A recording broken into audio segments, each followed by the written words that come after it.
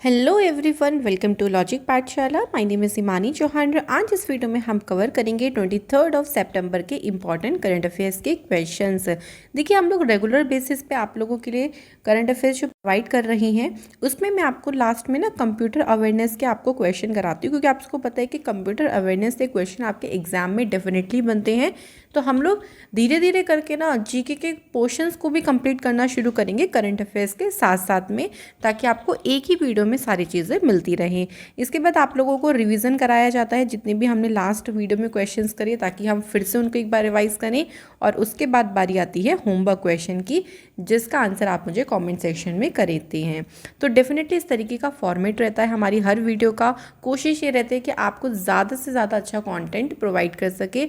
बस आप लोग जो अपना लव एंड सपोर्ट दे रहे हैं उसको आप लोग देते रहें एंड ज़्यादा से ज़्यादा शेयर करें वीडियो को। Thank you. तो चलिए फिर इसी के साथ आज की इस क्लास की शुरुआत करती हैं।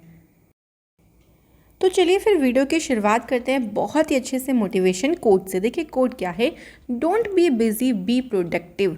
देखिए ऐसा नहीं कि आप लोग, ऐसा होता है ना कि जब हम छोटे होते हैं तब हम लोग पूरा दिन किताब लेके बैठे रहते हैं, लेकिन ऐसा होता है बहुत बार हम पढ़ते नहीं हैं। लेकिन अब आपको उस चीज़ को, आदत को छोड़ना होगा। अगर आप 1 घंटा भी पढ़ रहे हो ना, डेफिनेटली आप बहुत अच्छे से पढ़ो, आपका ध्यान कहीं नहीं होना चाहिए। सिर्फ उस 1 घंटे में आपने जो पढ़ा है वो बहुत ही अच्छे तरीके से पढ़ा होना चाहिए, रादर देन कि आप उस चीज़ को पूरा दिन लेके बैठे रहें। है ना, कि हम लोगों को बिजी नहीं दिखाना है, हमें प्रोडक्टिव बनना है कि उससे हमें कुछ ना कुछ रिजल्ट मिले। और अगर आप डेफिनेटली ऐसा करेंगे तो आप जो है वो जल्द ही बहुत सारी चीज़ें सीख जाएंगे। तो चलिए फिर इसी प्रोडक्टिवनेस के साथ आज की इस क्लास की शुरुआत करते हैं। क्वेश्चन नंबर फर्स्ट देखिए हमारे पास क्या है। पहले क्वेश्चन में पूछा गया है, Guinness world record has certified 2 sisters as a world oldest living identical twins, which country do they both live in. देखो कंट्री से क्वेश्चन पूछा गया है कि दोनों जो महिलाएं हैं ये ट्विंस हैं, ओके, और सबसे बुजुर्ग जीवित ट्विंस हैं, और इनको गिनीज वर्ल्ड रिकॉर्ड में इनका नाम भी दर्ज किया, इनको सर्टिफाइड किया गया है। तो ये कौन से देश में रहती हैं, तो ये बिलोंग कहाँ से करती हैं, तो आंसर हो जाएगा यहाँ पे जापान।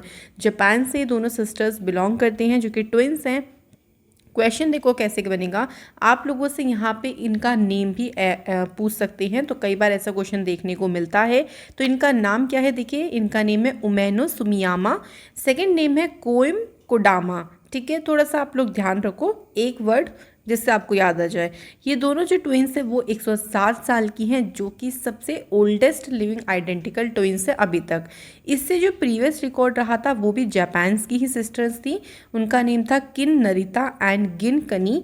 ये 107 ईयर की एक थी और दूसरी थी 175 डेज की, वो 107 ईयर एंड 175 डेज। ठीक है, यहाँ पे जो नई एक आया है वो आपको ध्यान रखना है किसका है, तो उमेना सुमियामा और कोइम कोडामा। ठीक है, तो यहाँ पे इनको अभी हाल फिलहाल में गिनीज वर्ल्ड रिकॉर्ड में इनका नाम दर्ज हुआ है। I hope so this will be clear. तो चलिए फिर यहाँ पर बात कर लेते हैं जापान की।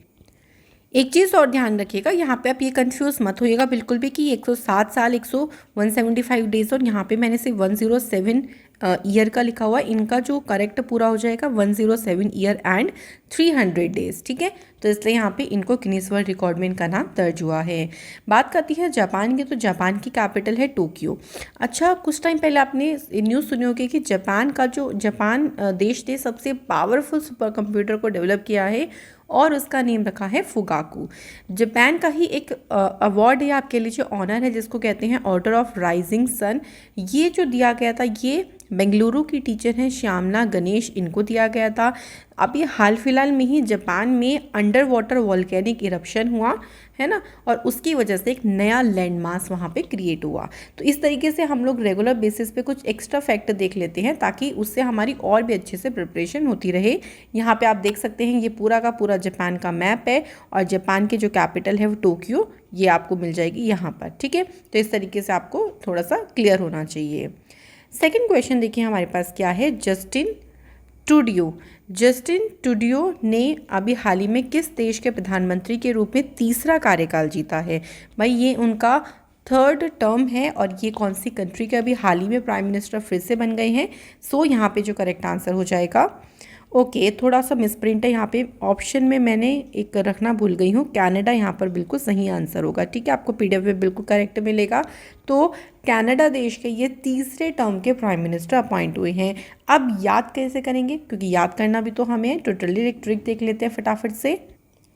तो इसे हम ऐसे याद कर सकते हैं कि जस्ट अभी अभी कैन का जो है वो ट्रेंड चला है ना। बॉटल से पीने की जगह कोई भी चीज़ हो, चाहे वो कोल्ड ड्रिंक्स हो, कुछ भी हो, कैन से पीने का ट्रेंड चल गया। तो just say justice, can say Canada, trend से थोड़ा सा ट्रिड्यू हमें हल्का सा रिलेट हो जाएगा, तो हमारे माइंड में स्ट्राइक हो जाएगा। I hope so this will be clear कि आपको समझ में आ गया क्वेश्चन। तो मूव करते हैं हम लोग अगले क्वेश्चन पे।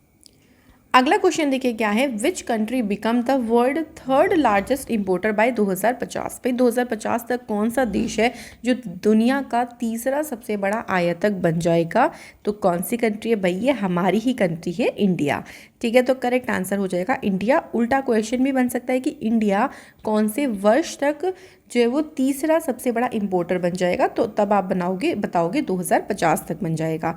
ठीक है, तो इस तरीके से उल्टा क्वेश्चन भी बन सकता है। देखो ये जो बताया गया है किसके अकॉर्डिंग है, देखो अकॉर्डिंग टू अ रिपोर्ट, एक रिपोर्ट दी गई थी जो कि रिलीज़ करी थी यूके के डिपार्टमेंट ऑफ इंटरनेशनल ट्रेड ने, उनके द्वारा ही इसको बताया गया है कि इंडिया थर्ड लार्जेस्ट इंपोर्टर बनेगा 2050 तक, following China and United states. तो इसमें मतलब 2050 में चाइना होगा पहले नंबर पे और यूनाइटेड स्टेट्स होगा सेकंड नंबर पे।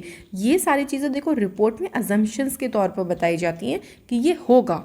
बाकी चीज़ें तो देखो फ्यूचर में आने के बाद ही पता चलेंगे, भाई 2050 जब आ जाएगा तभी डेफिनेटली सब क्लियर होगा, बट अभी से रिपोर्ट के अकॉर्डिंग ये सारी चीज़ें बताई गई हैं। इसके अलावा देखो इस टाइम प्रेजेंट की अगर हम बात करें तो इंडिया ने इस टाइम 8th स्पॉट पे है, ऑक्यूपाई कर रखा है लार्जेस्ट इंपोर्टिंग कंट्रीज़ में। ठीक है, तो प्रेजेंट टाइम में इंडिया 8th पोजीशन पर है और 2050 में इंडिया जो है वो 3rd पोजीशन पर आ जाएगा। आप ये पूरा का पूरा चार्ट देख सकते हैं। देखो 2019 की रैंकिंग अगर बात करें तो इंडिया यहाँ पे आपको मिलेगा 8th नंबर पे।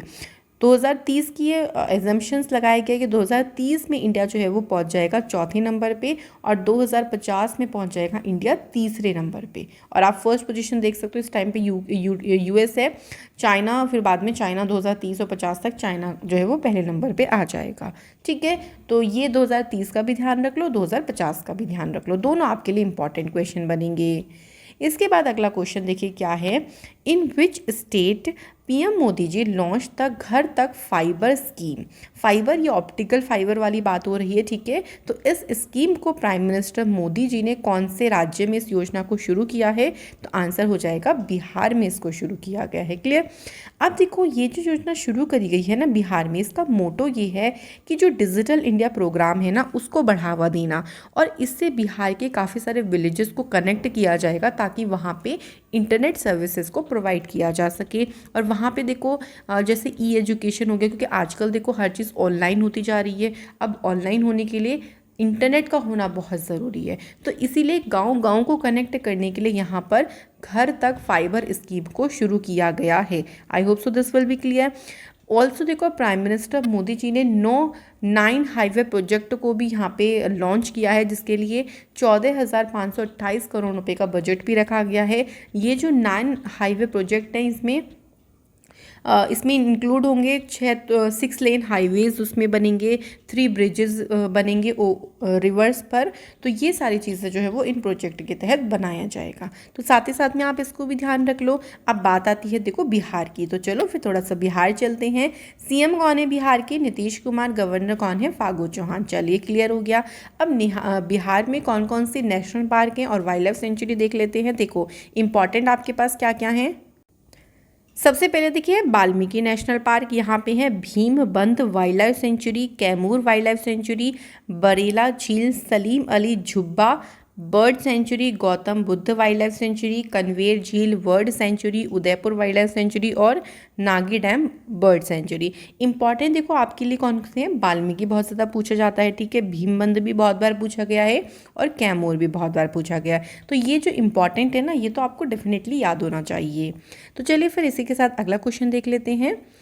2 more beaches in India have been awarded blue flag certification, उनका नाम क्या है। ठीक है, अब देखो 2 और जो बीचेस हैं उनको इंक्लूड किया गया और अब टोटल हो गए हैं 10। इनकी संख्या भी पूछ सकते हैं, तो संख्या भी ध्यान रखो। लास्ट ईयर देखो 8 बीचेस जो हैं उनको सर्टिफाइड किया गया था, ब्लू फ्लैग सर्टिफिकेशन दिया गया था, और इस साल 2, तो टोटल कितने हो गए, 10 हो गए। अब इस साल जो दिए गए हैं वो दोनों के नाम है एडन और कोवेल्लम। तो करेक्ट आंसर हो जाएगा आपका बोथ ए एंड बी। जो एडन है वो आपका कहाँ पे है, वो है पुदुचेरी में, ठीक है। तो ये आप लोगों से डेफिनेटली आपको ये भी पता होना चाहिए। और जो कोवेल्लम है ये कहाँ पर है, ये तमिलनाडु में है, ठीक है। तो एक पुदुचेरी में है और एक तमिलनाडु में है, इन दोनों को दिया गया है। अब देखो ब्लू फ्लैग सर्टिफिकेशन क्या है, देखो ये एक इंटरनेशनल इको लेवल का टैग दिया जाता है बीचेस को। क्या अगर आपके बीचेस बिल्कुल क्लीन हैं, साफ़ हैं, है ना, और जो हाइजीन का ध्यान रखा गया है, वहाँ पे फैसिलिटीज़ दी गई हैं, सेफ़ और हेल्दी एनवायरनमेंट के, वहाँ का सस्टेनेबल डेवलपमेंट है उस एरिया में, तो उन बीचेस को ब्लू फ्लैग का सर्टिफिकेशन दिया जाता है। तो क्लियर हो गया। क्वेश्चन क्या क्या बन सकते हैं वो भी मैं आपको बताती चल रही हूँ साथ साथ में, ताकि डेफिनेटली आपको चीज़ें क्लियर हों। तो चलिए फिर इसी के साथ बढ़ जाते हैं अगले क्वेश्चन पे। इसमें आपको इतना ही ध्यान रखना है। इसके बाद देखो क्वेश्चन है, the first edition of the Himalayan film festival will begin eight which place. देखो ये पहला एडिशन है तो बहुत इंपॉर्टेंट होगा। क्वेश्चन ऐसे भी बन सकता है कि हिमालयन फिल्म फेस्टिवल का इस जगह पे कौन सा एडिशन होगा, तो भैया पहला एडिशन होगा, ऐसे भी ध्यान रखो। अब जगह कौन सी है, जगह है आपकी लेह। और आप लोगों से अगर यूटी से डायरेक्ट पूछ ले तो आप लोगों को क्वेश्चन में लद्दाख भी मिल सकता है, ठीक है। तो लेह में जो है वो ये 24 से शुरू होकर चलेगा 28 तक, ये जो फेस्टिवल रहेगा वो इतना चलेगा। अच्छा, इसको ऑर्गेनाइज कौन कर रहा है, तो जो लद्दाख एडमिनिस्ट्रेशन जो है वो कोलैब कर रहा है directorate of film festival, ministry of information broadcasting and government of India, इनके साथ मिलकर इस फेस्टिवल को ऑर्गेनाइज किया जा रहा है। और ये जो 5 दिन का फेस्टिवल है ये पार्ट है सेलिब्रेशन ऑफ आज़ादी का अमृत महोत्सव, ठीक है। तो क्लियरली ध्यान रखो कहाँ पर हो रहा है, लेह लद्दाख में। कौन सा एडिशन है, तो भैया इस बार इसका पहला ही एडिशन है। So very very important, clear. इसके बाद है which state is setting up a tea park at Chaygaon in Kamrup district, ठीक है। तो कामरूप जिला है, वहाँ पे चायगांव है, वहाँ पे ही एक चाय पार्क स्थापित करने की योजना बना रहा है। कौन सा राज्य, तो राज्य का नाम है भैया असम, ठीक है। तो असम में यहाँ पर इसको बनाया जाएगा। देखो ये जो टी गार्डन होगा ना, ये tea garden will have rail and port connectivity. भाई इसमें रेल और पोर्ट का कनेक्टिविटी भी होगा, cargo and warehouse amenities भी, प्रोसेसिंग फैसिलिटीज़ भी होंगे, लाइक टी ग्राइंडिंग हो गया, ब्लेंडिंग हो गया, फिर उसको पैकेज करना, फिर वो सर्विसेज प्रोवाइड करना। तो एक छत के नीचे सारी ही सुविधाएं इस बागान में होंगी।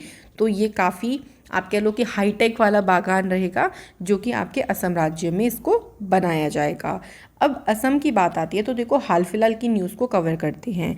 मैंने आपको एक दो दिन पहले बताया था कि सिडबी ने ना एक एग्रीमेंट साइन किया है असम के गवर्नमेंट के साथ टू सपोर्ट स्टार्टअप्स, वहाँ पे स्टार्टअप्स को सपोर्ट करने के लिए। इसके बाद सेंट्रल गवर्नमेंट ने जो कार्बी आंगलोंग पीस एग्रीमेंट है इसको इंक्ड किया है, और ये एग्रीमेंट रिलेटेड है असम से ही। इसके बाद माइक्रो फाइनेंस इंसेंटिव और रिलीफ स्कीम, इसे कहाँ पे शुरू किया गया था, असम में। कोविड रिलीफ पैकेज हेल्पर्स के लिए, ड्राइवर्स के लिए और जो प्रीस्ट हैं उनके लिए शुरू किया गया था असम की सरकार के द्वारा। तो ये सारी चीज़ें आप लोग ध्यान रखेंगे असम से, क्लियर। इसके बाद है कौन सी स्टेट है जिसने यहाँ पर इलेक्ट्रॉनिक पार्क को डेवलप करने का जो प्रपोजल है इसको मंजूरी दे दी है, तो ये कौन सा स्टेट हो जाएगा, ये हो जाएगा आपका उत्तर प्रदेश। तो उत्तर प्रदेश के सीएम योगी आदित्यनाथ जी ने इस प्रपोजल को मंजूरी दे दी है। अच्छा, ये जो इलेक्ट्रॉनिक पार्क बनेगा ना, इसमें नेशनल और इंटरनेशनल कंपनीज़ की जो मैन्युफैक्चरिंग यूनिट्स होती हैं वो यहाँ पे स्टेबलाइज होंगी, या अदर जो टीवी इलेक्ट्रॉनिक डिवाइसेस या एक्सेसरीज़ की यूनिट हैं वो यहाँ पे स्टेबलाइज हो जाएंगी। तो ये पार्क में पूरा का पूरा जो पार्क होगा ये एक इलेक्ट्रॉनिक पार्क रहेगा, ठीक है। सारी इलेक्ट्रॉनिक्स जो यूनिट है वो यहाँ पे स्टेबलाइज करी जाएंगी। तो पूरा का पूरा 250 एकड़ पे इस पार्क को बनाया जाएगा। तो उत्तर प्रदेश। अब उत्तर प्रदेश की बात आती है तो कैपिटल लखनऊ, सभी को पता है भाई इसके बारे में, गवर्नर आनंदीबेन पटेल हैं और सीएम कौन है, योगी आदित्यनाथ जी। अच्छा, उत्तर प्रदेश ने एक और प्रपोजल पास किया था कि हर एक विलेज में, मतलब स्टेट के हर विलेज में वो स्पोर्ट्स स्टेडियम को बनाएंगे। इसके अलावा यहाँ पे ट्रेनिंग सेंटर्स बनेंगे, जो एंटी टेररिस्ट स्क्वाड कमांडोज हैं उनको ट्रेनिंग देने के लिए यहाँ पर सेंटर्स भी बनाए जाएंगे। तो ध्यान रखो उत्तर प्रदेश से देखो एक नेशनल पार्क ना बहुत ज़्यादा एग्जाम में पूछते हैं, वो है आपका दुधवा नेशनल पार्क। ठीक है, तो ये एक ही नेशनल पार्क है जो आपका काफ़ी इंपॉर्टेंट है यूपी से। अगला क्वेश्चन देखिए क्या है, नॉर्दर्न कोल फील्ड लिमिटेड ने किस भारतीय राज्य या फिर यूटी में 75 फुलवाड़ी सेंटर्स को शुरू करने का जो है वो फैसला किया है, शुरू करेंगे वहाँ पर। तो कौन सा राज्य हो जाएगा, राज्य का नाम है मध्य प्रदेश। अच्छा, ये फुलवाड़ी सेंटर्स क्यों बनाए जा रहे हैं, क्या ज़रूरत है या इनका काम क्या होगा? देखो, जो ये फुलवाड़ी होंगे, ये जो प्रोजेक्ट होगा, इसका उद्देश्य होगा जो मेल न्यूट्रिशन यानी कुपोषण की जो प्रॉब्लम्स हैं उनको एड्रेस करना, और जो बच्चों में मेंटल डेवलपमेंट प्रॉब्लम्स होती हैं, जो शिशु होते हैं, उन सारी चीज़ों के प्रॉब्लम्स का समाधान करना ही इस पूरे के पूरे जो प्रोजेक्ट है इन सेंटर्स में इसके ऊपर काम किया जाएगा। तो करंटली देखो 25 centres are being operated successfully with the strength of, उसमें कितनी स्ट्रेंथ है, 220 किड्स की स्ट्रेंथ है between the 6 month to 3 years. तो बच्चों में देखो मेंटल डेवलपमेंट की जो प्रॉब्लम्स हो जाती हैं वो ना हो, है ना, उसके लिए हम क्या क्या सॉल्यूशंस निकाल सकते हैं, कैसे हम मेल न्यूट्रिशन के प्रॉब्लम को सॉल्व कर सकते हैं, इन सारे के ऊपर काम किया जाएगा। तो ये हमारी थी फुल न्यूज़ जिसको हमने बहुत एक्सप्लेनेशन में पढ़ा। अब फटाफट से शॉर्ट न्यूज़ देख लेते हैं। तो सबसे पहली न्यूज़ देखिए हमारी है अपॉइंटमेंट से रिलेटेड। तो फेसबुक इंडिया ने अपॉइंट किया है राजीव अग्रवाल को as a head of public policy. इन्होंने देखो अंकी दास को सक्सीड किया है, जिन्होंने लास्ट ईयर अक्टूबर के महीने में क्विट कर दिया था कंपनी को। ठीक है, तो फेसबुक के द्वारा अपॉइंट किसे किया गया है, राजीव अग्रवाल को। और फेसबुक में बहुत सारे राज भी छुपे होते हैं, है ना, पॉलिसी से रिलेटेड, कि लोगों को पता ही नहीं होता, तो राज से आप लोग राजीव अग्रवाल को रिलेट कर सकते हो। फेसबुक की स्थापना 2004 में हुई। सीईओ कौन है, मार्क जुकरबर्ग। इसका हेडक्वार्टर है कैलिफोर्निया में। इसके बाद देखो अगला है एस.वी. सरस्वती। सो एस.वी. सरस्वती ने अभी हाल ही में रिसीव किया है national Florence Nightingale award 2020। SV. Saraswati देखिए ब्रिगेडियर हैं, ये डिप्टी डायरेक्टर जनरल है मिलिट्री नर्सिंग सर्विस में। अब इनको हम लोग याद कैसे करेंगे, कि इसको ट्रिक से चलो रिलेट करते हैं। सो देखो ट्रिक ऐसी है, नाइटिंगल। नाइटिंगल को अगर हम बात करें तो नाइटिंगल को हम बोलते हैं बुलबुल। मतलब अगर हम पक्षी में, बर्ड्स में रिलेट करें तो बर्ड्स में बुलबुल। तो बुलबुल ना बहुत ही प्यारी लगती है, अगर हम बात करें बर्ड्स में बहुत क्यूट सी लगती है ना। तो सरस, सरस को हम लोग रिलेट करेंगे, सरस का मतलब हो जाएगा आपका बहुत सुंदर, प्यारा, मीठा, इस तरीके से सरस से रिलेट करेंगे। कहते हैं ना खूब सरस छू, है ना, गुजराती में बोलते हैं। सो बुलबुल भी प्यारी लगती है, तो सरस लगती है हमें, खूब सरस छू लगती है। तो इस तरीके से हम इसको रिलेट करेंगे। कुछ अदर अवार्ड्स देख लेते हैं जो भी हाल फिलहाल में दिए गए थे, ताकि हम लोग और रिवाइज कर सकें। देखो, लोकमान्य तिलक नेशनल अवार्ड दिया गया था डॉक्टर साइरस पूनावाला को। Humboldt research award economics field में दिया गया Kaushik Basu. Olympic lauryl at the Tokyo games ये दिया गया मोहम्मद यूनुस को। और जापान का फुकुआको ग्रैंड प्राइज दिया गया है पी साईनाथ को। क्लियर हो गया। इसके बाद देखो एक और अपॉइंटमेंट है, air marshal Vivek Ram Chaudhary appoint किए गए हैं as a new Indian air force के चीफ। ठीक है, सो अभी ये बन गए हैं next chief of air staff. अभी करंट में देखिए कौन है, आर.के. सिंह भदौरिया हैं, लेकिन आर.के. सिंह भदौरिया जो है वो 30 सितंबर को रिटायर हो जाएंगे। ठीक है, तो अब जो नए एयर चीफ आपके इंडियन एयर चीफ एयरफोर्स के चीफ बन गए हैं, वो बन गए हैं विवेक राम चौधरी। इंडियन एयरफोर्स की स्थापना 1932 में हुई, और इसका हेडक्वार्टर कहाँ पे है, तो इसका हेडक्वार्टर है न्यू दिल्ली में। ठीक है, अब देखो और अपॉइंटमेंट्स देख लेते हैं। हाल ही में देखो दीपक दास को एज अ सीजी अपॉइंट किया गया। जस्टिस वी.एम. कनडे ये नए लोकायुक्त बने महाराष्ट्र के। मिनी आई पे बनी एमडी LIC की। डॉक्टर धृति बनर्जी बनी है director of geological survey of India, और ये 100 सालों में पहली महिला फीमेल डायरेक्टर बनी है, सो इसलिए इंपॉर्टेंट है। शांति लाल जैन बनी है MD और CEO ऑफ इंडियन बैंक। और मनसुख मांडविया जी बन गए हैं चेयरपर्सन किसके, स्टॉप टीवी पार्टनरशिप बोर्ड के। तो इस तरीके से देखो जब हम रेगुलर बेसिस पे करेंगे ना, तो डेफिनेटली आपको ना बहुत अच्छे से सारी चीज़ें याद हो जाएंगी। आप देखो हमारे पास अगला क्वेश्चन है, वर्ल्ड राइनो डे। जो राइनो डे है ये कब मनाते हैं, तो 22 सितंबर को हर साल ये मनाया जाता है। उद्देश्य यही है देखिए, प्रोटेक्ट करना। राइनो की जो 5 एग्जिस्टिंग स्पीशीज़ है, जैसे एक है आपका ब्लैक राइनो होता है, एक वाइट राइनो भी होता है, एक ग्रेटर वन हॉर्न एक सींग वाला जो राइनो कहते हैं ना, और एक का नेम है जेवन राइनोसोरस, और एक का नेम है सुमात्रन राइनोसोरस। तो ये 5 स्पीशीज़ है राइनोसोरस की। सो उनको प्रोटेक्ट करना ही इस दिन का मेन उद्देश्य होता है। अब हम लोग ना रिवाइज करते हैं, क्योंकि हम लोगों को सितंबर डेज के जो इम्पोर्टेंट हमने अभी तक के पढ़े हैं वो हम सारे के सारे को रिवाइज कर लेते हैं स्टार्टिंग से। शुरू देखिए होता है 1 to 7 सितंबर को न्यूट्रिशन वीक सेलिब्रेट होता है। उसके बाद आपका 5 सितंबर को आता है, तो 5 सितंबर को आपका टीचर्स डे सेलिब्रेट होता है। 8 सितंबर को आपका सेलिब्रेट होता है ग्लोबल लिटरेसी डे, ठीक है, ग्लोबल लिटरेसी डे सेलिब्रेट होता है। 10 सितंबर को सेलिब्रेट किया गया वर्ल्ड सुइसाइड प्रिवेंशन डे। इसके बाद 14 सितंबर को मनाया गया हिंदी दिवस। मेन देखो हम लोग रिवाइज कर लेते हैं। और 14 सितंबर को ही सेलिब्रेट होता है वर्ल्ड फर्स्ट एड डे, ये सेलिब्रेट किया गया। इसके बाद देखो नेक्स्ट डे 15 सितंबर को जो दिन मनाया गया है वो है वर्ल्ड डेमोक्रेसी डे बनाया गया। 16 सितंबर को मनाया गया वर्ल्ड ओजोन डे।